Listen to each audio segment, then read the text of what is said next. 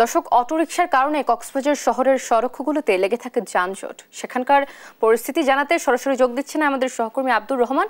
আমরা তার কাছ থেকে সেখানকার পরিস্থিতি জানবার চেষ্টা করব। আব্দুর রহমান, আপনি নিশ্চয়ই আমাকে শুনতে পাচ্ছেন। যানজট নিরসনে কি উদ্যোগ নিয়েছে?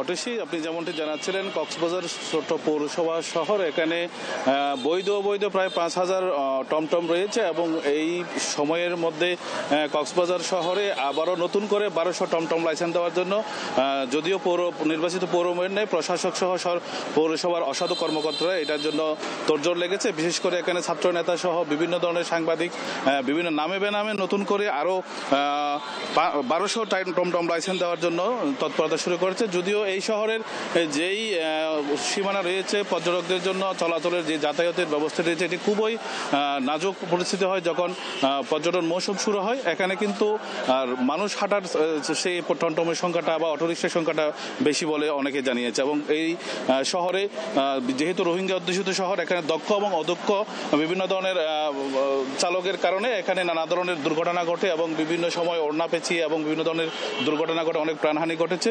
কিন্তু পৌর প্রশাসক সহ যারা রয়েছে তারা বলেছেন যে এখানে এটা আগে থেকে একটি সিস্টেমের কারণে নতুন করে টমটম লাইসেন্স দেওয়ার যে একটি তৎপরতা রয়েছে, এটা তারা যদি দেয় তাহলে এখানে প্রায় 5 থেকে 6 হাজারের টমটমের সংখ্যা হবে এবং এই শহরের পর্যটকদের জন্য এটি একটি বড় ধরনের তাদের ভোগান্তি হবে বলে মনে করি। এবং বিশেষ করে সাধারণ জনগণ যারা রয়েছে এবং তাদের যেই চলাফেরার অবস্থান, সেটিও খুব নাজুক একটি পরিস্থিতি। এখানে যদি পর্যটন শহরের উপযোগী কোনো বাহন দেওয়া হয় এবং এখান থেকে যদি টমটম লাইসেন্স যেগুলো আছে এগুলো নিয়ন্ত্রণ করা না হয়, তাহলে এই ধরনের অদক্ষ এবং রোহিঙ্গা চালকদের কারণে কিন্তু এখানে পর্যটকদের নানা ধরনের চিন্তায় শিকার হয় এবং এখানে নানা ধরনের অপকর্ম এবং দুর্ঘটনাগুলো লেগেই থাকে।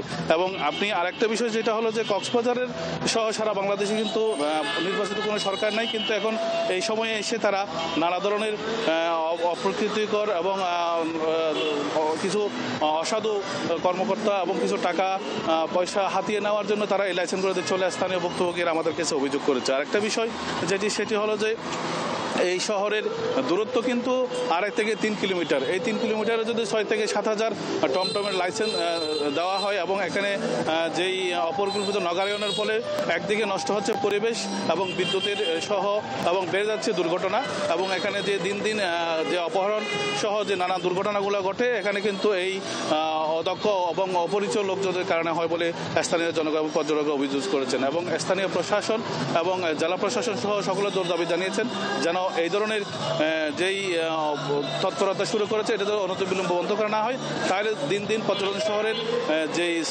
সৌন্দর্য রয়েছে এবং পর্যটন শহরের যেই একটি সুনাম খ্যাতি রয়েছে সেটি নষ্ট হয়ে যাবে। কারণ পর্যটন শহরের পর্যটকদের জন্য নির্দিষ্ট পরিবেশ বান্ধব যানবাহন দরকার। এটাই ছিল অটোসি আমার কাছে সর্বশেষ কক্সবাজার থেকে। আব্দুর রহমান, ধন্যবাদ আপনাকে। দর্শক, অটোরিকশার কারণে কক্সবাজার শহরে যে যানজট সৃষ্টি হচ্ছে সেই নিয়ে বিস্তারিত জানাচ্ছিলেন আমাদের সহকর্মী।